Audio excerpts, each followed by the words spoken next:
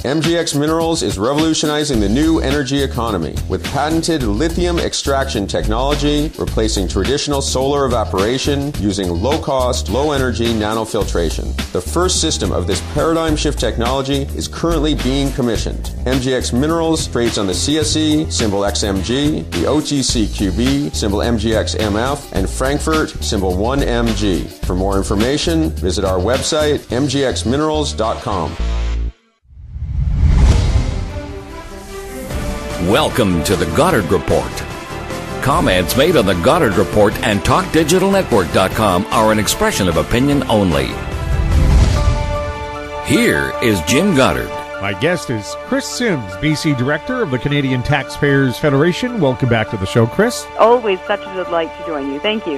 The $40 billion LNG project for BC, is this good news for taxpayers? So far, so good. You know, what we really like about that is that they say this is the largest private investment in Canadian history. And so if that's to scale, you know, who knows? But we're really happy with it so far. It sounds as if it's an awful lot of good private money coming into this, and that it's going to keep people happy, keep people employed, and keep getting our products out to market. And so at first blush, this looks great. And so we're really happy to see it. And we were also really happy to see the very rare blossoming of the nonpartisan flower in Victoria, and seeing congratulations going all around between the BC Liberals, between NDP led by Premier Horgan, and he even dated it back to the Social Credit Party, which was really interesting to hear him bother to say that. So far, this looks like very good news. And what we're really interested in is that it seems to have good consensus among First Nations people who are along the pipeline route and out to Kitimat. And so maybe this could portend good things for the Trans Mountain Pipeline. And they're going to have to build a natural gas pipeline out to the coast. Could that same pipeline eventually be used to get what they have discovered is light and medium grade oil in BC shale in those same gas fields? Wouldn't that be amazing? So you could use the same route, as far as I understand, but you wouldn't, I don't think, be able to use the actual same physical pipe. But the route... Yeah, you can. I mean, exactly. You already bury it. It's already there. The route is already there. It's already structured and safe. I mean, that would be a no-brainer. Wouldn't that be magnificent to have that energy corridor going that direction and out to Kitimat? Pipelines can switch product in a matter of seconds. Oh, okay. Yeah. Even with natural gas, you can send so much gas, pressure. Gasoline, oil, oh, fantastic. bitumen, well, then let's go for fertilizer, whatever you want to put down the pipeline. Make it so.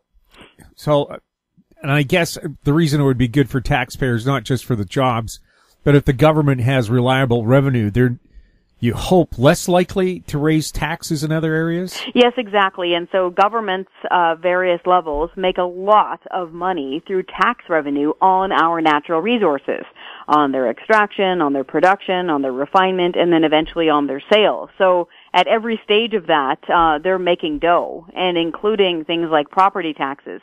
As we pointed out before, Kinder Morgan, for example, is a big physical property taxpayer in Burnaby and in surrounding neighborhoods.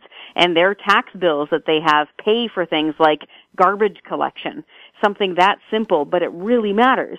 And that means that the average working stiff, their income is not going to be taxed as much. And so it's really win-win-win. And from an environmental perspective, if you listen to somebody, for example, like Mr. Stuart Muir, who works at the group Resource Works, his thinking and study on this is fascinating.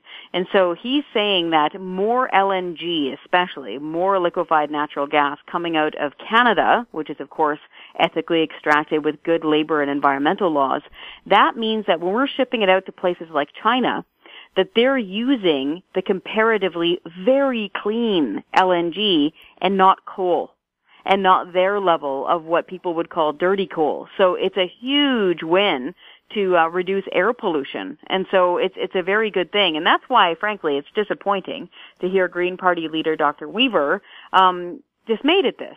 You know, if we're going to be using natural resources that come from the earth because we need to, because we live on earth, liquefied natural gas is a good thing to use. And for him to not get behind it is disappointing. He said he'd vote against the LNG project. Well, wouldn't that be a vote of non-confidence in the government and bring the Liberals back? And would he like to work with them instead? That's a great question. But see, the legislation, as far as I'm able to read, will only be coming to the legislature years from now. And so the deal has been struck, but they don't need to present it legislatively speaking for another long while. So he's got a lot of room to bark right now. Also, natural gas prices are going up right now, so perhaps by the time the whole thing is under production, the prices might be 2 or 3 times higher than they are now. And Asia, for the longest time, has been paying a premium for energy anyway. Yes, they have. And as we get better and better and the world continues to improve, because we need to keep in mind that the world is actually improving, even though the news does get kind of down in the dumps every now and then, that price will balance out as more and more people demand natural gas. They will get more natural gas. And keep in mind, I can't even believe it, thinking back to what it was like back when I was a teenager, hearing about all the woes and the energy woes of America. They're nearly energy independent now, often because of things like fracking, through fracturing to get things like shale gas. And so the future looks bright when it comes to natural resources, especially coming out of North America. And that's why after so many fights and disappointments with things like Energy East and this current fight we're having now with Trans Mountain, to have a very long-standing, hard-worked plan that started back in the early 80s actually come to fruition, that's a great news story. And so it's great for not just the people of Kitimat, but it's great for resource workers, and it's going to be really good for Canada. And globally, it's better for the environment. And so it's winning on so many different levels. And so we're just hope that some of that magic can sprinkle down south and land on the Trans Mountain Pipeline route and actually get it going as well. We'll have more with Kris Sims right after the break. Hi, I'm Douglas Mason, President and CEO of Rainy Mountain Royalty Corp, RMO on the TSX Venture Exchange. Rainy Mountain Royalty Corp is a Canadian-based mineral exploration project generator. The company currently holds multiple property interests in Ontario with joint venture partners and is seeking further joint venture partners for other drill-ready properties in our portfolio. For more information, please visit our website at rmroyalty.com or call me at 604-922-2030. Vatic Ventures Corp is a potash exploration company focused on the Korat Basin in Thailand, the world's largest undeveloped potash resource. Vatic's management has extensive potash exploration and development experience in Thailand. Vatic will have marketing advantage compared to Western producers. Drill program commences this spring. Vatic trades on the TSX Venture, symbol VCV, and on Frankfurt, symbol V8V2. Visit our website, vaticventures.com. Welcome back. We're speaking with Kris Sims.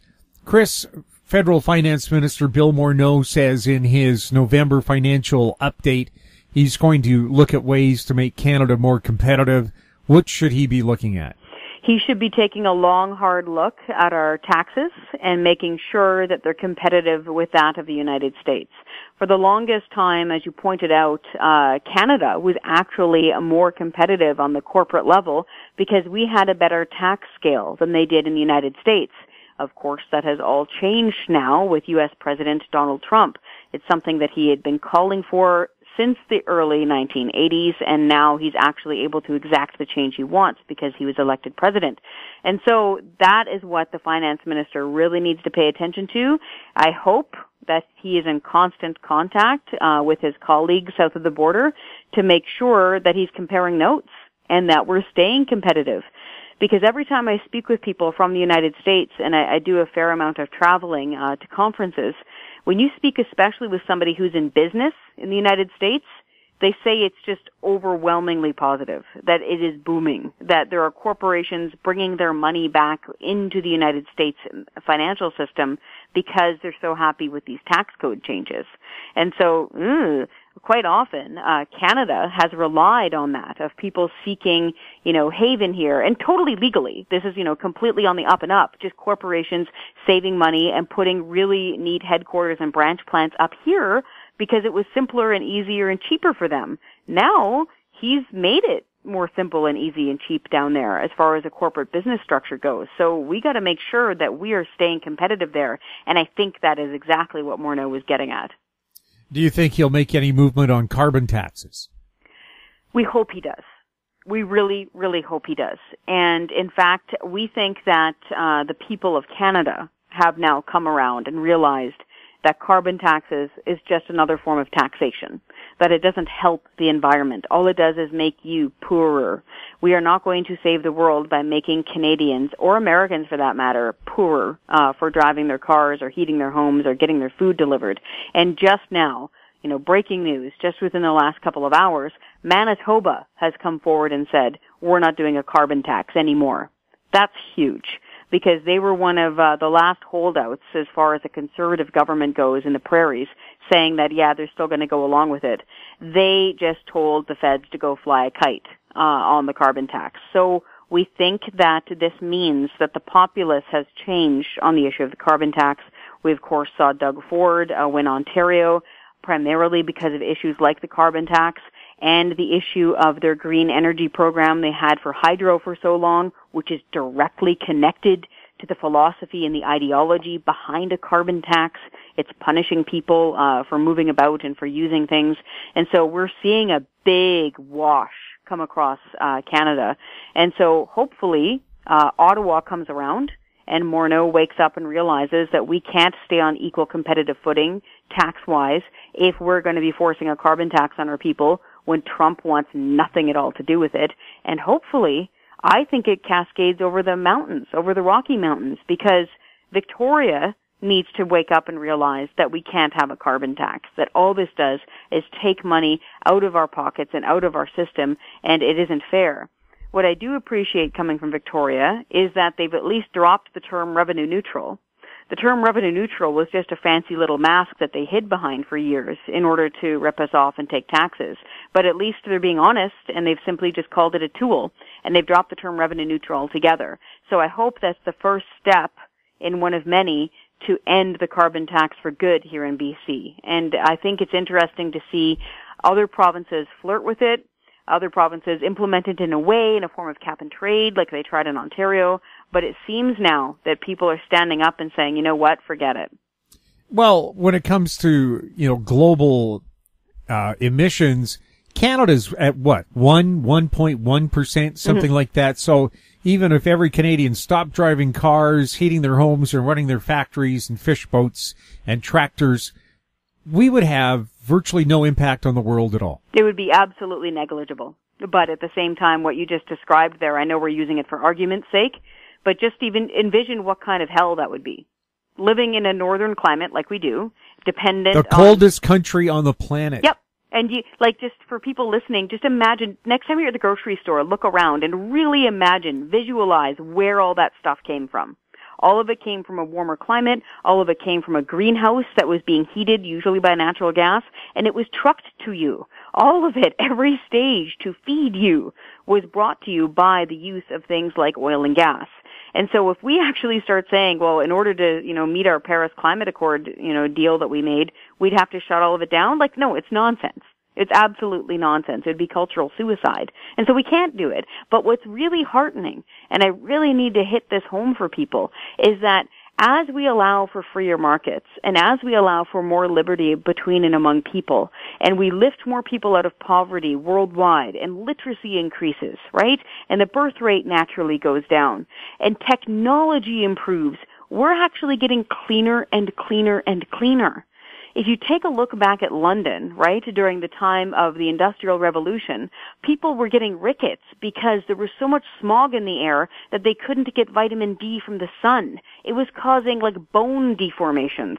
And so that is why people would send their children out into the country. A lot of the literature, that's why they're doing that, is so that they can get out from under the cloud of smoke. If you went to London, England now, it's absolutely beautiful, and you don't even need to go back to that time. Even go back to the 1970s and look at places like New York City or Los Angeles. It was way dirtier in the air than it is now. And so our point is that you allow for a freer market, and you allow for mobility, and you allow for education and technological improvement. They're just going to continue to improve. They just naturally will. You don't need to tax them to death to force them to improve. And the best example I can give is very recently, farmers in Saskatchewan, those guys and ladies, like I said, that feed us, they have already reduced their CO2 emissions without a carbon tax. How? Through technological innovation and making better choices with no carbon tax. but the federal government still says they're going to impose one upon them. If this is all about the environment and not about revenue generation, why are you still taxing Saskatchewan farmers? We'll have more with Kris Sims right after this.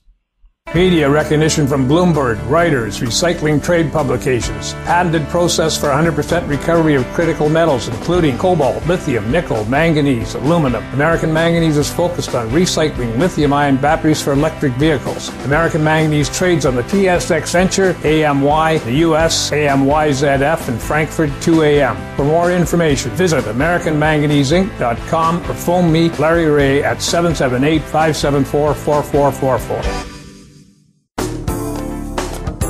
Don't miss out. Stay informed. Receive the HowStreet.com weekly recap with thought-provoking podcasts, radio, and articles delivered to your inbox. Sign up for the HowStreet.com weekly recap on our homepage at HowStreet.com.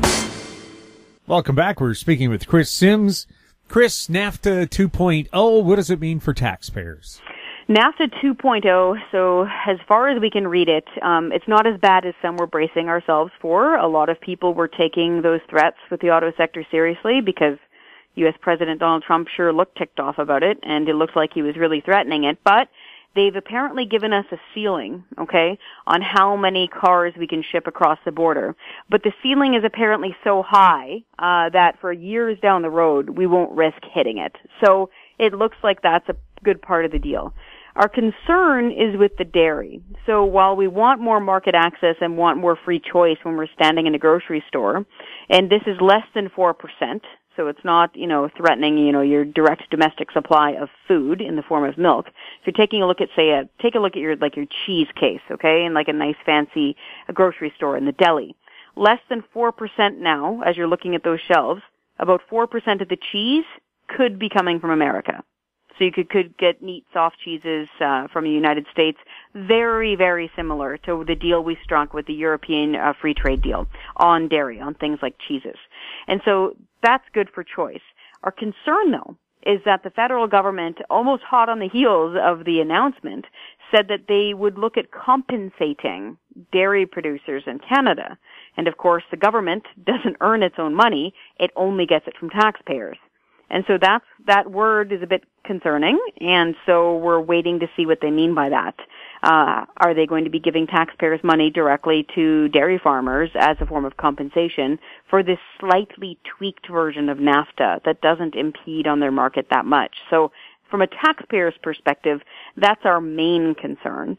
And as far as an economic freedom perspective goes, they've lifted the ceiling on how much you can order from the United States without paying a tariff. It used to be around $20, and now I think it's hitting $150. And so that means for online shopping, say, if you like to order specialty books or something like that from the States, you can actually now order more without getting hit with a tariff at the border. Kris, thank you so much for chatting with us. Pleasure as always. Thank you so much for caring so much about these BC issues. I'm a taxpayer. We all are, brother.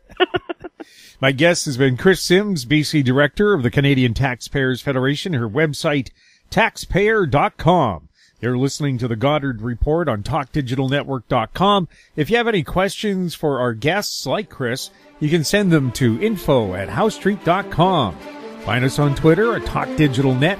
Our YouTube channel is Talk Digital Network. I'm Jim Goddard. Thanks for listening.